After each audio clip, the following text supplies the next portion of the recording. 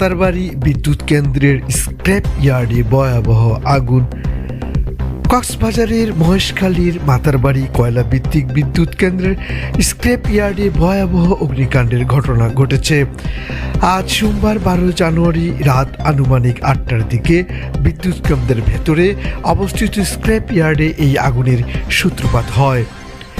ঘটনার পরপরই ফায়ার সার্ভিসের একটি ইউনিট আগুন নিয়ন্ত্রণে কাজ শুরু করে।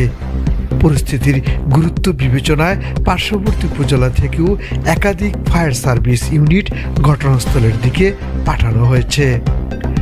সর্বশেষ পাওয়া তথ্য অনুযায়ী আগুন এখনও পুরোপুরি নিয়ন্ত্রণে আসেনি। কক্সবাজার ফায়ার সার্ভিস স্টেশনের সিনিয়র স্টেশন কর্মকর্তা দরুন আচার্য বলেন, মাতারবাড়ি কয়লা ভিত্তিক বিদ্যুৎ কেন্দ্রের স্ক্র্যাপ ইয়ার্ডে অগ্নিকাণ্ডের ঘটনা ঘটেছে। খবর পাওয়ার পরপরই মহেশখালী ও চকরিয়া উপজেলা ফায়ার সার্ভিসের 4টি ইউনিট ঘটনাস্থলে যাচ্ছে। আগুনের সূত্রপাত কিভাবে হয়েছে সে বিষয়ে তাৎক্ষণিক কোনো নির্দিষ্ট কারণ জানা যায়নি।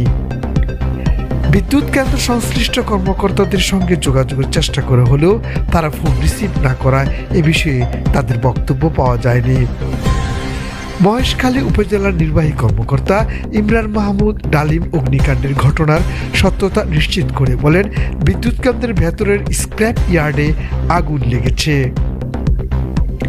কী কারণে আগুনের সূত্রপাত হয়েছে তা এখনও নিশ্চিত নয়।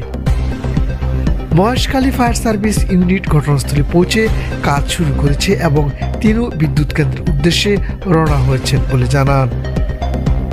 শিকর নিউজ ডেস্ক, ঢাকা।